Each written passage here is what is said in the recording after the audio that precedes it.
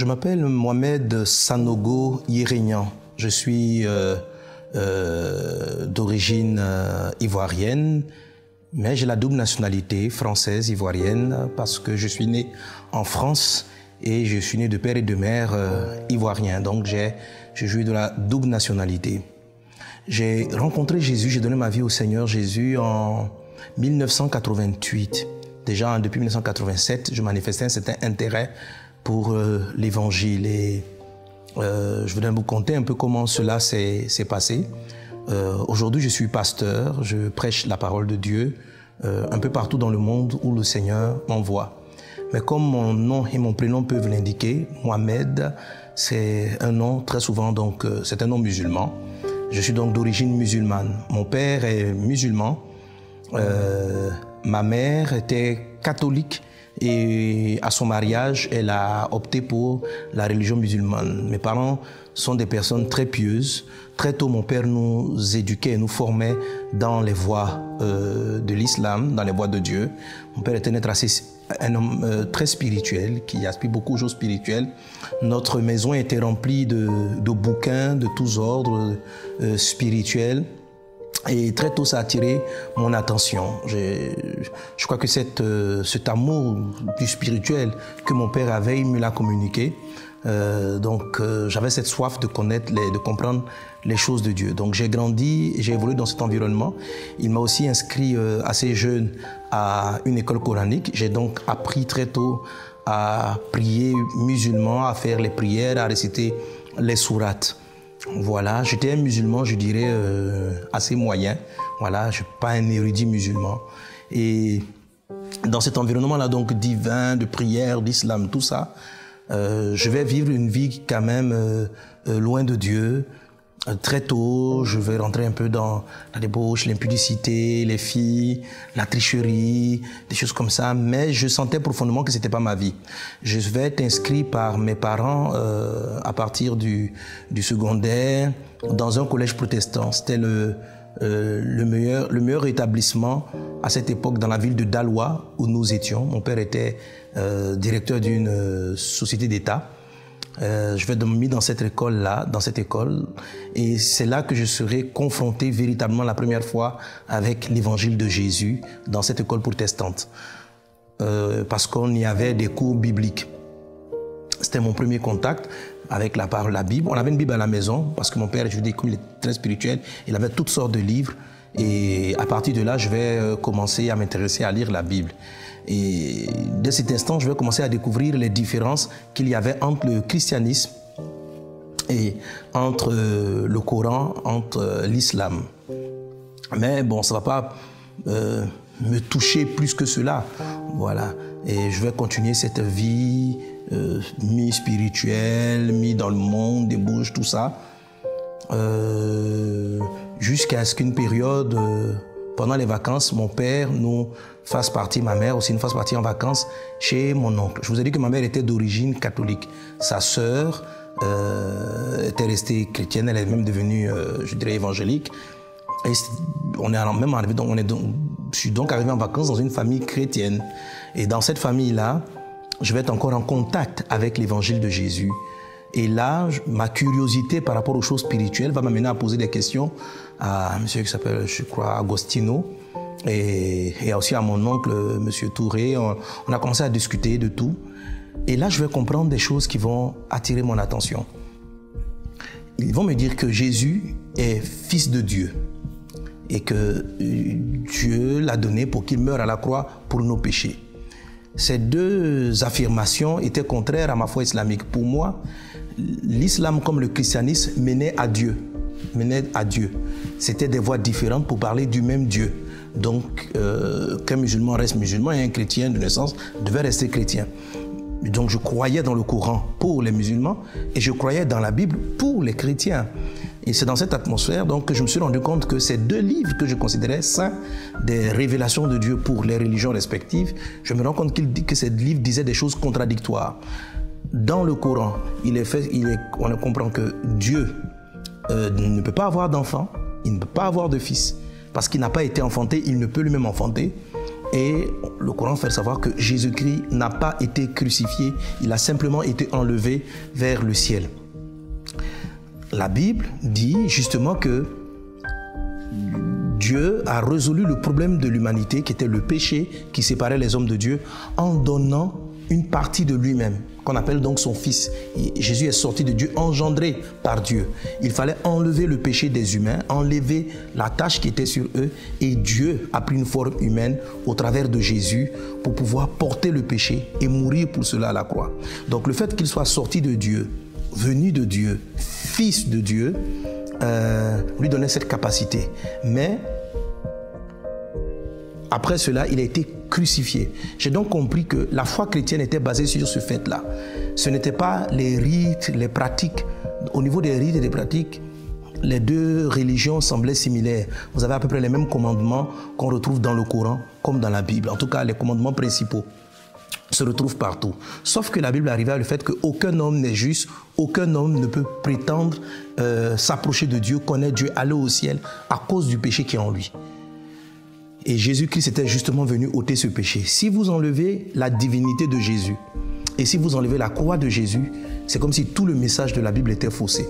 Alors là, ça va m'amener à me poser des questions. Je vais dire, mais je ne comprends pas. Pour moi, ces deux livres sont des livres saints. Dieu ne peut pas dire dans un livre que Jésus est son Fils et qu'il a été crucifié, et puis le même Dieu va dire dans un livre que c'est faux. En fait, le fait que le Coran donnait un avis sur la vie de Jésus m'a interpellé. Je dis, bon, Dieu ne peut pas se contredire. Donc, soit il a parlé à la Bible, soit il a parlé par rapport au Coran. Et je me suis dit, si je discute avec des chrétiens, ils me diront tous que c'est la Bible qui est la vérité. Si je discute avec des musulmans et des érudits musulmans, ils me diront cela. Moi, j'étais musulman, mais dès cet instant, un doute va s'immiscer dans mon cœur. Oui, il va y avoir un grand doute. Et j'étais un peu culpabilisé par rapport à ce doute. Je commençais à remettre en cause ma foi islamique. Alors, je me suis mis à prier. Pendant mes prières, je n'avais pas arrêté mes prières musulmanes. Je faisais mes 5 prières par jour. Et je disais en priant, et même dans ma chambre, je dis, bon, Dieu, pardonne-moi d'être dans cette période de doute. Je te demande vraiment pardon de cette période de doute. Mais je vais te poser une question. Entre ce que la Bible dit et ce que le Coran dit, qu'est-ce qui est vrai? Qu'est-ce qui est vrai? Si c'est le Coran qui dit la vérité, je te demande pardon. Pardonne-moi d'avoir douté du Coran. Mais si c'est la Bible qui dit la vérité, permets-moi de la suivre. Dieu, pardonne-moi cette période de doute, mais révèle-toi à moi. Par contre, je dis cela à Dieu, littéralement, par contre, si tu ne me montres pas la vérité, si tu ne me dis pas quelle est la vérité dans ces assertions-là, si tu ne me montres pas la vérité et que je meurs dans l'erreur, au dernier jugement, je dirai à Dieu que c'est de ta faute. Voilà comment je prie. Je dis, Dieu, je te tiendrai responsable de mon choix. Mais si par contre tu me montres la vérité et que malgré cela, je choisis de rester dans une position ou une autre, alors Seigneur, tu aurais eu raison. Et sur cette base-là, j'ai commencé à invoquer Dieu. Alors là, je vais commencer à avoir vraiment la forte conviction que Jésus était la vérité. Mais je me suis refusé de l'admettre. Je me suis refusé de l'accepter. Je suis revenu en Côte d'Ivoire parce que je faisais ces vacances au Sénégal, à Dakar. Je suis revenu dans ma ville d'Aloua, en Côte d'Ivoire.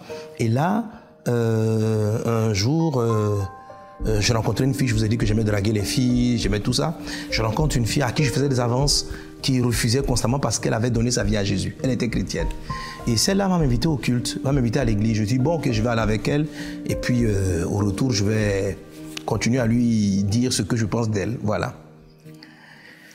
Elle va m'amener à l'église et lorsqu'on arrive là, je sais pas, c'est comme si la réponse divine s'est imposée à moi. Je ne me souviens pas de la prédication, je me souviens juste de l'accueil qu'on m'a fait. Je me suis assis dans la salle et ce jour-là, je dis souvent aux gens, je me suis pas converti. Je dis souvent aux gens, Dieu m'a converti. Je suis resté assis. Quand je me suis levé, tout mon être répondait en moi que j'étais devenu chrétien. Tout simplement comme ça. Je n'ai pas fait de prière, Seigneur, je te donne ma vie. J'ai senti que mon être était changé. Lorsque on est sorti de la salle, on est sorti de l'église, je ne faisais que dire à cet ami, merci. Merci de m'avoir envoyé là. Je viens d'avoir la réponse à ma prière. Je viens d'avoir la réponse à mes prières. Et ce jour-là, j'ai rencontré Christ dans ma vie. Ma vie va être bouleversée du jour au lendemain. Je suis rentré à la maison, je pleurais de joie. Je sentais que je venais de rencontrer quelqu'un. Je venais d'avoir la réponse à une vieille quête. Parce que de tout temps, je cherchais à connaître Dieu. Je posais souvent des questions à mon père, à des amis. Je voulais connaître Dieu. J'avais ma vie qui était quelquefois la débauche, tout ça. Mais intérieurement, j'aspirais. Je posais des questions à Dieu. Quelle est la vérité? La réponse est comme imposée à moi. Je ne peux pas vous dire exactement. C'est pas une vision, c'est pas un songe. Ce n'est pas que quelqu'un m'a convaincu. Je me souviens même pas de la prédication. Mais c'est comme si Dieu a enlevé mes péchés ce jour-là. Je me suis senti déchargé, libéré. Et puis, ma vie a changé. Et après, j'ai compris pourquoi cela. Ce jour-là, j'ai décidé de suivre Jésus. Ma vie a totalement changé. Dieu a répondu. La réponse est imposée à moi cette soirée-là, cette nuit-là. Et dès cet instant, ma vie va totalement changer. Mon engagement avec Christ va être total. Je vais commencer à parler de Dieu, à prêcher l'évangile, tout cela. Mais malgré ce zèle, j'avais quand même une certaine peur. Vous savez, pour un musulman, devenir chrétien, ce n'est pas aussi évident. On a le rejet de la famille, le rejet des autres, le rejet des parents. Au début, je me suis caché pendant un bon moment. Et après, mon père a commencé à soupçonner. Donc, les persécutions allaient commencer à prendre place. Au départ, il a commencé à soupçonner, mais il m'a un peu parlé. Je faisais semblant de faire la prière musulmane. Donc, quand on priait, je faisais les mouvements musulmans, tout ça. Et un jour, je suis parti à l'église, mon père n'était pas là. Je priais chaque fois pour qu'il puisse aller en mission le dimanche ou les réunions du soir. Pour moi, être à l'église dans la présence de Dieu, c'était un cadeau extraordinaire. Aujourd'hui même, j'ai des difficultés à voir comment, des fois, pour des chrétiens, aller à l'église, c'est comme une obligation, un fardeau. Non, pour moi, c'était waouh. Avoir du temps pour rester dans la présence de Dieu avec les frères et sœurs en Christ, c'était extraordinaire. Je n'avais pas ce privilège. Tant que mon père était là, je ne pouvais pas sortir. Et un jour, j'ai eu l'opportunité d'être au culte. Et là, j'ai parlé avec un pasteur qui m'a dit, si tu décides de marcher avec Jésus, fais-le franchement. Jésus a dit que personne ne peut vivre pieusement sans persécution. Tu vas connaître un rejet.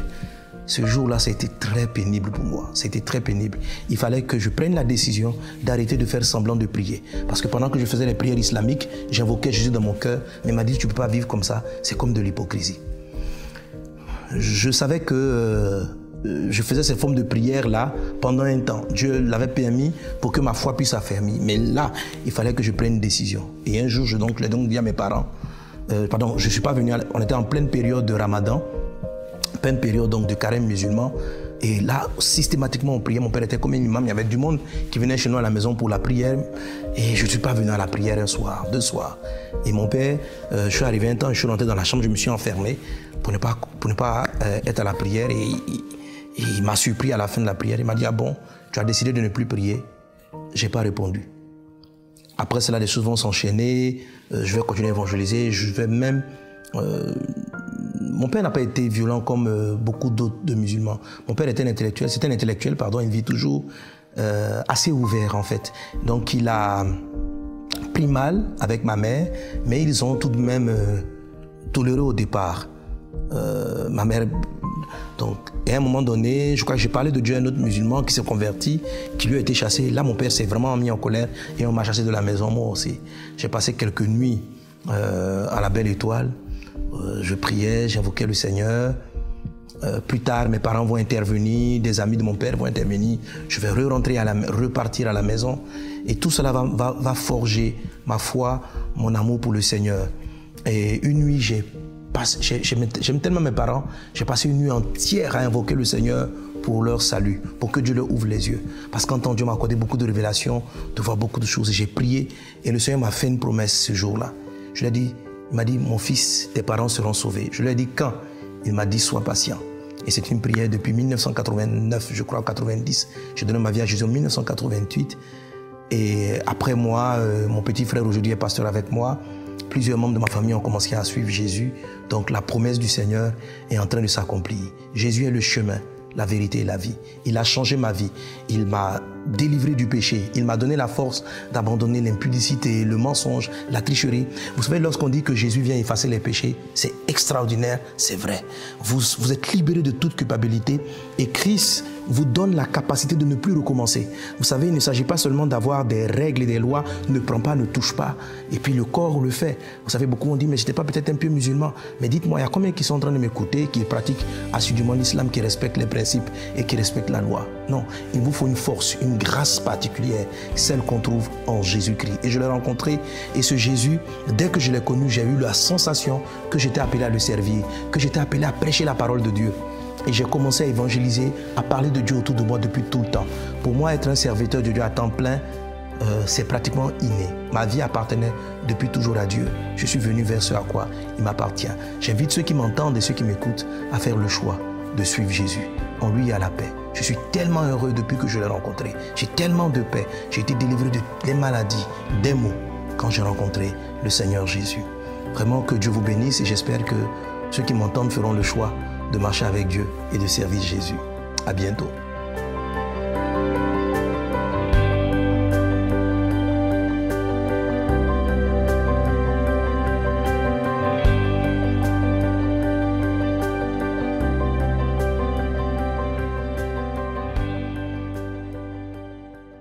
Cette émission est rendue possible grâce au précieux soutien des partenaires d'Enseigne-moi Canal International. Retrouvez tous nos programmes sur emcitv.com.